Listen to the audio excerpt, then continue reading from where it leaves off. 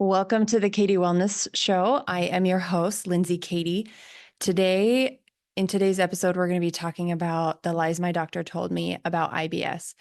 If you are someone who is suffering from IBS or irritable bowel syndrome, if you are having chronic constipation or chronic diarrhea or a mix, if it swings back and forth between the two, I feel for you. I am so sorry that you are struggling with this. It can be incredibly frustrating to go from doctor to doctor and have them tell you that all your blood work looks fine. When I was in my 20s, I had 2 colonoscopies and 1 endoscopy because I was chronically constipated all the time. I had been diagnosed with IBS, and um, to me, that always just felt like a label so I can get a prescription. If this has been your experience as well, hopefully you'll find some benefit in today's episode. The things that I'm going to share, the lies that we're going to talk about, and really what the truth is. So let's get into it.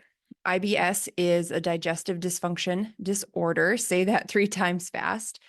It stands for irritable bowel syndrome. And like I said earlier, it's associated with chronic constipation, chronic diarrhea, or a mix of both, often associated with cramping and bloating. 2 out of 10 people have IBS, and women are more likely to have it than men, which I think is really interesting. I've been listening to a book called When the Body Says No, and it's a book by Dr. Gabor Mate.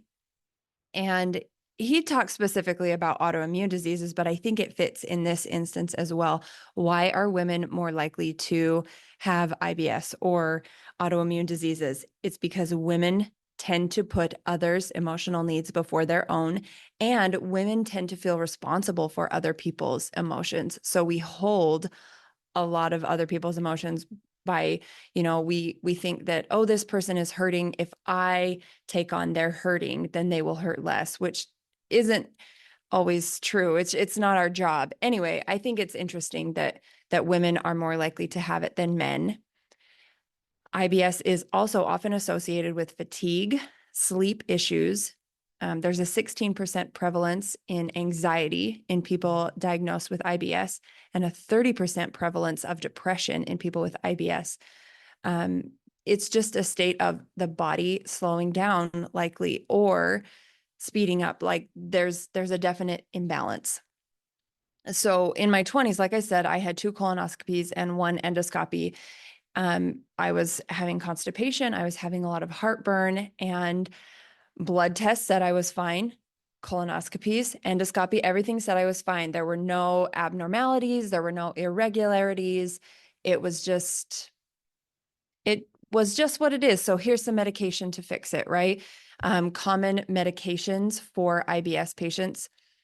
This is taken from a journal article, and I linked the journal sources in the show notes below, so you can check those out if you want to read more about them. But the mainstay of intervention is pharmacological treatment. So they're going to give you a prescription for an antispasmodic, trying to get your colon to not be so reactive if you have diarrhea, and an antidiarrheal, so Imodium. Here's my issue with that. If your body is trying to eliminate something as quickly as possible, and you take a medication to stop it, what are the effects of that? You're telling your body, be quiet. What you have to say doesn't matter. That's just my 2 cents. Like, lean into those feelings. Why is the symptom happening?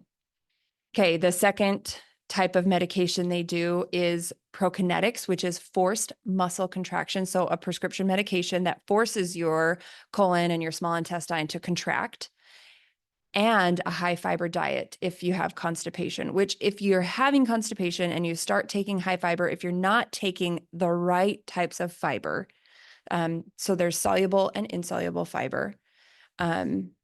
Fiber can act as a broom to sweep out your colon and to get rid of the waste. It can also bulk up your stool, which if you're having constipation, chances are your stool's already hard and bulky and hard and dry and not moving through. So I have some issues with that there. So make sure you really trust your doctor's his motives for helping you. Is he trying to help you because he actually cares about you as a whole human being? Or is he just trying to push prescription medications?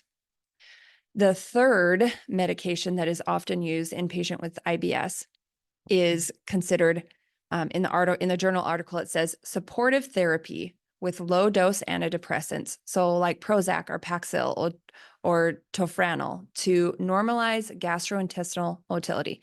Oh, you're not feeling well. Let's just give you an antidepressant. I have a really hard time with this one as well. Antidepressants are meant to depress everything, right? Like numb, essentially, make you less feeling. So it's going to provide relaxation, which may help your muscles relax. But is that addressing the real problem? Are these medications, by throwing Imodium and an antidepressant and a medication that causes forced muscle contractions, is that really getting to the root cause? Or do they just make it possible for you to continue functioning? If you go back to episode 3 of the podcast, I talk about managing symptoms versus actually healing. And healing is really what we want for you. And a lot of times these medications are just managing symptoms, which can be beneficial to get you on top of the pain or get you more regular, but it's not addressing the root cause. With that being said, let's jump into the 3 lies that my doctor told me about IBS. After my second colonoscopy in my 20s, my doctor, I asked him, well, what about my diet? Do I need to be looking at certain foods or an elimination diet? And my doctor told me right to my face, my gastroenterologist, right? So this is a specialized doctor who deals with the GI tract. He told me, diet doesn't cause IBS. I call BS because over the years, since the 10 or 15 years since I've had these colonoscopies, I have been able to change my diet in a way that my bowels are functioning properly because I was not eating the foods that slow down motility, that were not causing bloating and that discomfort.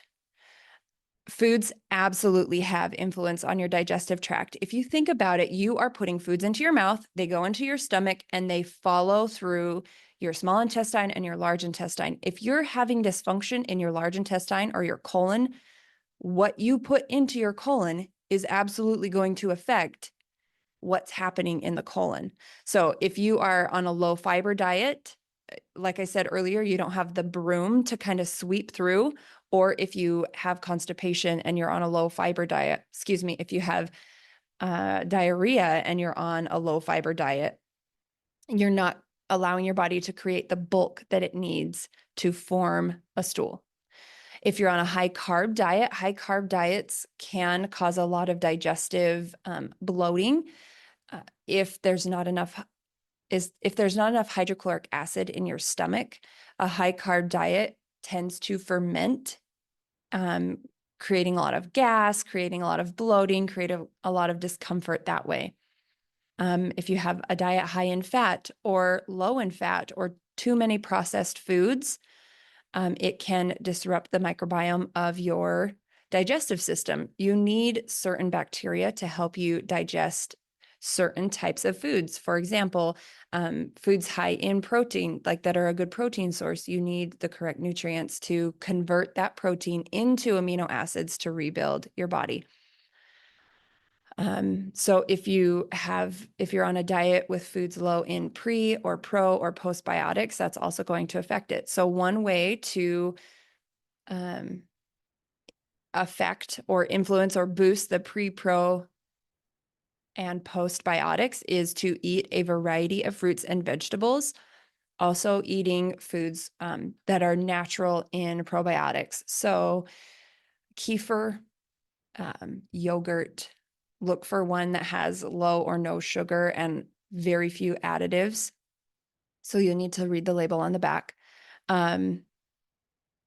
Sauerkraut, Bubby's pickles are another good spore-based food. If you're needing more help with that, you can take a spore-based probiotic.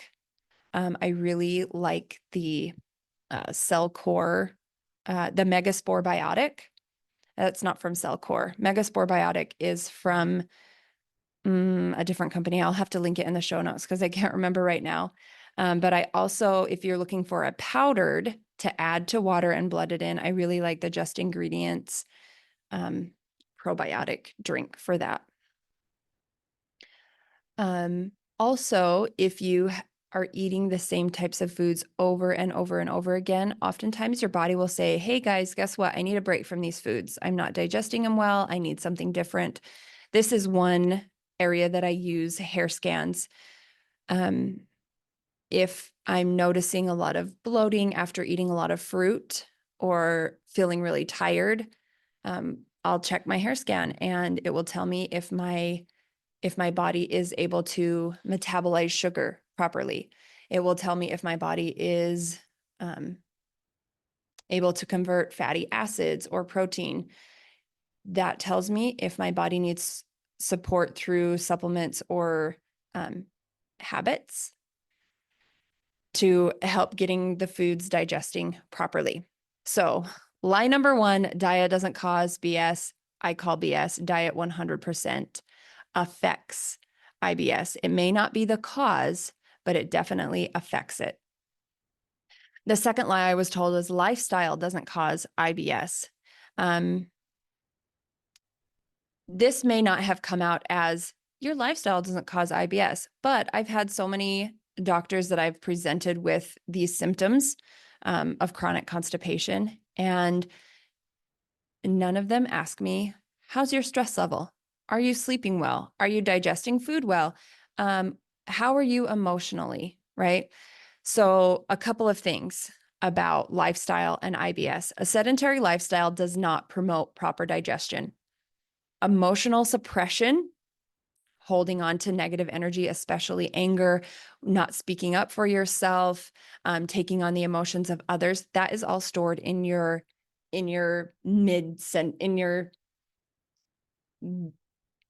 stomach energy center, right? Like, so it's that energy of holding on to other people's emotions gets stuck in right around that same digestive system, and your body isn't able to, your body is holding on to things that no longer serve you. Your body is refusing to let go. Again, constipation is refusing to let go, right?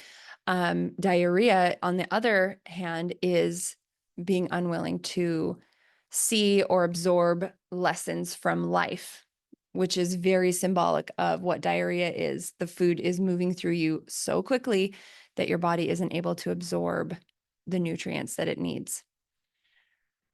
High stress. So a lifestyle with high stress slows your digestion. Our bodies are so smart. Our bodies know that it is not necessary for survival. Digestion is not necessary for survival if we're running from a bear. And if we're constantly approaching every day, every moment, every minute, or the majority of our time in running from one activity to the next, not slowing down to eat, not slowing down to rest, if we're constantly running and constantly have 50,000 tabs in our brain open that all feel like they have to be done right now, your stress is going to slow down your digestion. Your hydrochloric acid in your stomach is going to diminish, which means your food is not digesting as well. The nutrients are not being unlocked as well. A couple of other lifestyle habits. This is something that you absolutely have control over and is something that you can start doing right away around meal times. Meal times, especially with IBS, we want to approach meal times from a rest and digest state. We want to be calm and in a place that our body feels safe to digest the food and the nutrients. So one habit that you can start today is at mealtime, before you sit down to eat, or sit down to eat very first, sit down to eat your food. Don't be standing over and running back and forth from the stove and the fridge and getting up to get your kids 100,000 things. Make it a priority to sit at mealtime. Chew your food well before you swallow. In our fast-paced world, we chew once or twice and we swallow, and then these huge chunks of food, it makes our body work harder, and it's not always as efficient at breaking down those foods. So the more that we can chew before we swallow, that is 100% within our control. Limiting liquids with meals can also be a huge benefit. I think that was a big part of my problem in my 20s is I was so concerned about body image. I thought if I just drink a lot at mealtimes, then I won't have to eat as much. Then I won't be taking in as many calories. And it really was a recipe for disaster. I didn't realize it at the time, but drinking a lot with your meals decreases your hydrochloric acid, which makes it harder for your body to digest and absorb food, which again is going to turn around and contribute to constipation. So that is also something to be aware of.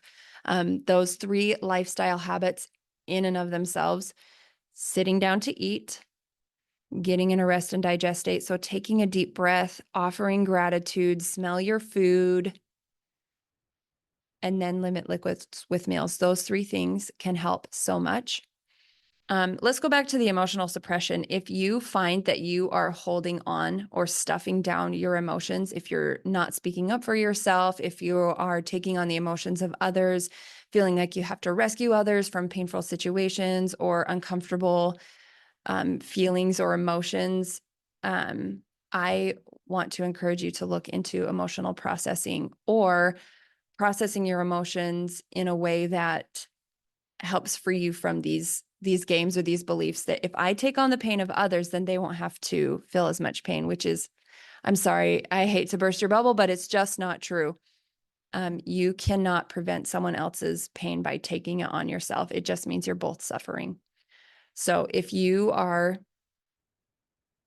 in the cycle of suppressing your emotions, you may want to consider doing some emotional processing. It is a service that I offer, and it is one thing that probably the number one thing that has helped to heal my IBS is learning to let go of things that are no longer serving me. That includes emotions, that includes emotions of others, that includes resentment and frustrations, that includes unmet expectations. These are all things that I have been able to let go of that are no longer serving me, and then have helped me to heal my IBS. The third lie that I was told by my doctors about IBS is that medications don't cause IBS. When I was having my colonoscopies and endoscopies, I was also having a lot of heartburn. And the number one medication that my doctors were like, oh, you need to try this proton pump inhibitor, which basically shuts off the pump from your, like where your acid, your digestive, your hydrochloric acid is produced. It basically turns that off or turns it down. I don't know the exact numbers, but I would bet 9 times out of 10, heartburn is not caused from too much stomach acid because of emotional suppression, because of stresses in life, emotional stresses, and also psychological stresses, physical stresses. Americans in general, I bet it's a pretty high percentage have low acid due to high stress. So what happens is when our hydrochloric acid is low, there is a sphincter or a valve at the top of your stomach that opens and closes to allow food in and out. But when we have low acid, that valve or that sphincter, it relaxes and it allows the acid that's in your stomach to come up. That's where you get that heartburn sensation. So chances are, if you are having a lot of heartburn, it is due to not enough hydrochloric acid, not too much.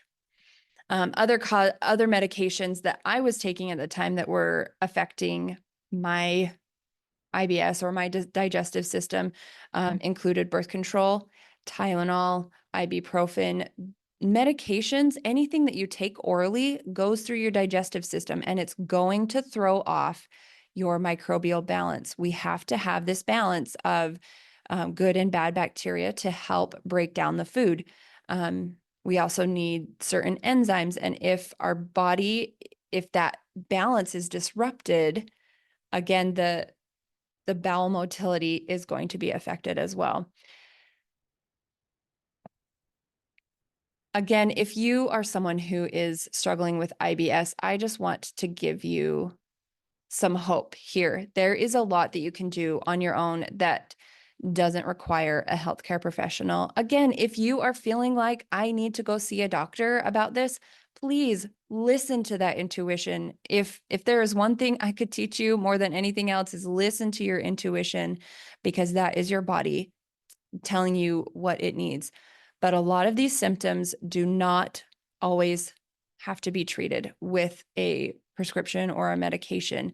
There's a lot that we can do with our habits, with our lifestyle, with our diet, with managing stress, that can really help you to heal.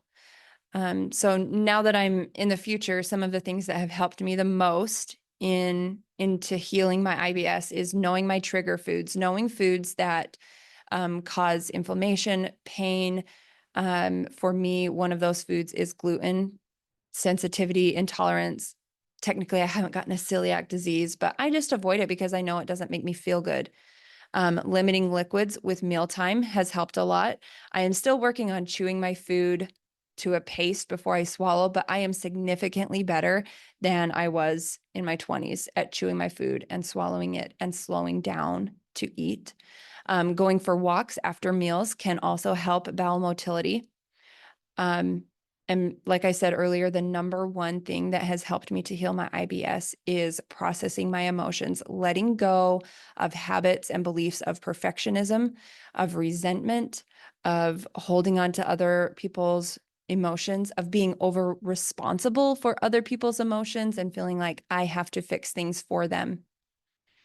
Let me know what you think of this podcast. I know the title is very clickbaity, and I really don't subscribe to that, but I guess in some instances I do, because hopefully you stuck it out till the end. Find me on Instagram. Let's connect. If you are dealing with IBS and you want more specific hand holding, more specific information for your body, maybe you've done all the blood tests, maybe you've done the colonoscopy and the endoscopy, and you've been to doctor after doctor, and they're like, "Oh, you're fine," but you don't feel fine. Maybe you just need to take a different approach. Maybe we start looking at emotional processing. Maybe we start looking at hair scans and cellular health, and how do we support your body from a cellular level. That's what I'm here for. I love helping women to unlock their healing potential. I love helping women to connect with their intuition and learning to trust that in a society that tells us that doctors are the professionals. Guess what? The doctors haven't lived in your body for however many years old you are. You are the expert on your body. They can give you great information. Anyone can give you great information, but what do you feel like is specific to you that can help your body right now? I would encourage you to act on those, that intuitive knowing, on that prompting, whatever you want to call it. And